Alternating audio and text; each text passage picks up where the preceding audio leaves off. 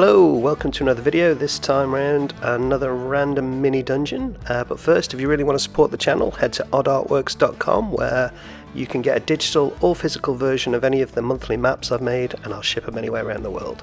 Right, so I rolled an 8, which on my prompt list gives us the Orc Cave. Okay, let's see what we got. So first off for the door we got bones, interesting.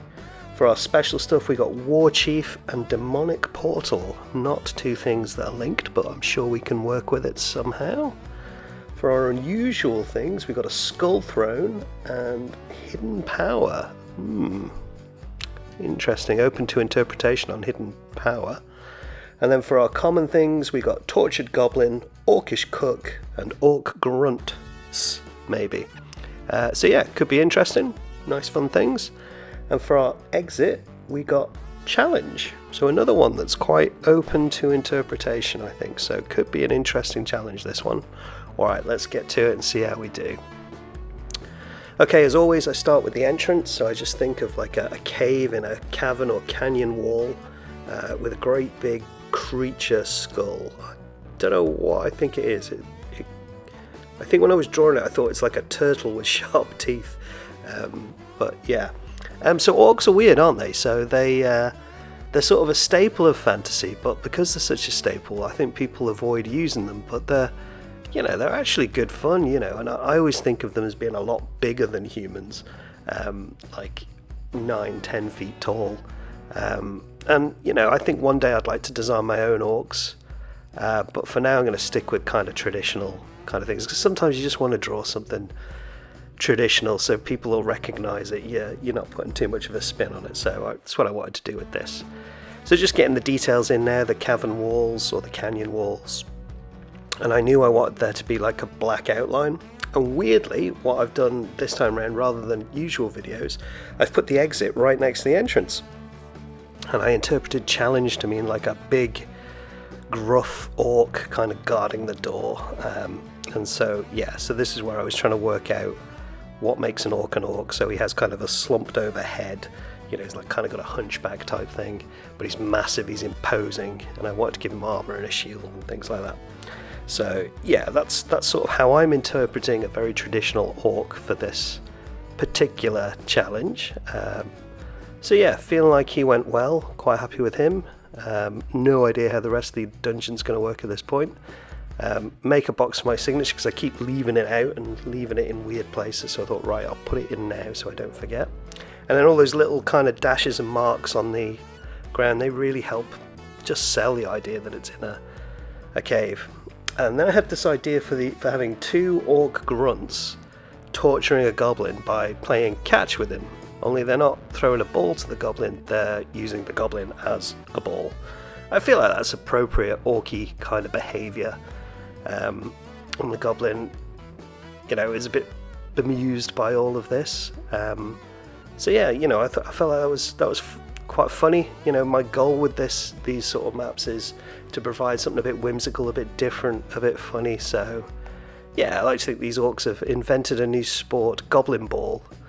And I imagine over time there'll be more and more elaborate rules that come in and it'll end up really complicated, like cricket or baseball or something like that. And obviously all the fun of it will have gone by then as well. It'll be all rules and dull, but right now they're still having fun. I decided to put all these spikes on the orcs' armor.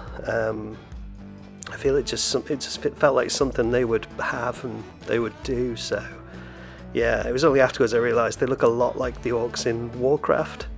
But yeah, sometimes that's what happens with influences. So yeah, then we're on to the demonic gate. So I kind of thought maybe this gate has been there for a long time and it's like an ornament, and now it's activated and there's something demonic coming through. And I think I was kind of very much thinking of the film Legend, when Tim Curry's kind of amazing demonic character first appears and he steps out that portal and that cloven hoof just comes through, and I sort of really wanted to get that feel across in this particular demonic gateway, which I think I did. I was quite happy with it, really. Yeah, and then we move around a little bit, and I'm starting to think about that skull throne the wararchief sat on it. And I thought, well, the warchief is probably going to be the biggest orc. So he's a lot bigger than the rest of them, and he sort of sat on a throne made of skulls and a giant creature's skull that makes up kind of the cushion at the back. It's probably really uncomfortable to sit on, actually, but like, he's an orc, he doesn't care. So kind of making sure he's kind of sharpening that massive sword he's got, and looking quite menacing. So if you were running this as an adventure and you'd get into this room, you would think, oh dear, I've taken a wrong turn and it's all going to go very badly now. But yeah, he was good fun to draw, actually, and kind of really enjoyed drawing orcs, to be honest with you. I don't think I've drawn an orc in a traditional sense before, so yeah, it's kind of inspired me. I might do an orc-based project. Would that be something you'd be interested in? Let me know in the comments below if you want to see more orc stuff. I don't think you can ever have too much orc stuff, so yeah, let's see how we do with that. And again, it's just now filling in all those details, with the scales on the armor. It's that repetition of shape that kind of help ground things into the image sometimes. And with the skulls, I was very careful just to put like kind of minimal detail, so not to make it too busy, but have everything read as a skull. And I didn't want to go for realism. I didn't want to put blood and guts all over it. I kind of kept it quite light and humorous, I think. So now we're going for the orc cook, and I like the idea that the orc cook is cooking an elf.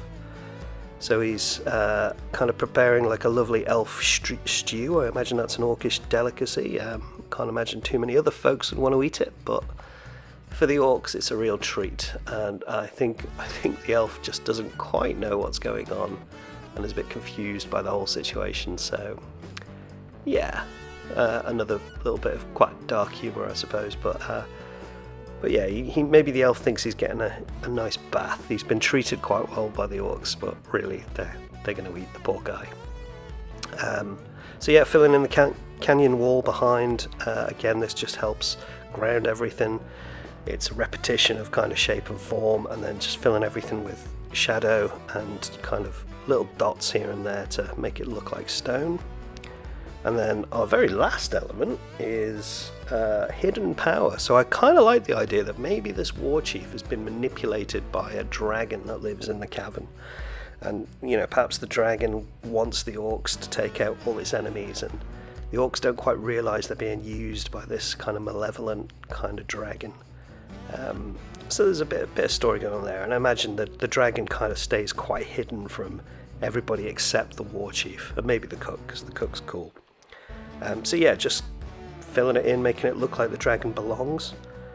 And yeah, this one was really quick. I think this whole drawing took maybe an hour, maybe a little bit longer. And yeah, then I get my big fat smelly pen out, and trust me, it does smell. It smells amazing, which again is probably really bad for me.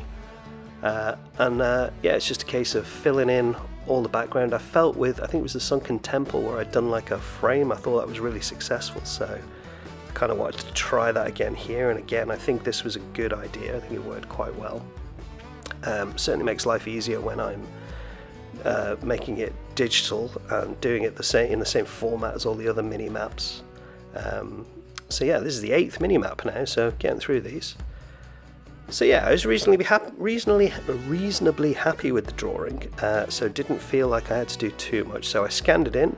So this is the scan, fairly clean. I gave it a good rubbing out before I took it into the computer, and then when I took it in the computer, I just left space for the title. I made the darks darker, and I added a couple of shadows here and there, but really didn't have too much stuff to kind of fix, which was nice. Then my 3 tones of grey, it really brings it to life. Kind of aware I wouldn't have too many effects in this one, so yeah, it was just a case of making sure everything works. I want to have a very warm feel, like it's in a desert-like environment. So my base colours are very orange and yellow, and I want the dragon to stand out. And then added the effects, so it's a case of just making the flames and the demonic gate glow. And that's about it, really. There wasn't too many effects, and then we add our title, and we call it good. So yeah, I hope you enjoyed this video. This one seemed to go by very quick. It was an absolute joy to do. And yeah, like and subscribe, and I will see you on the next one, folks. Take it easy. Bye now.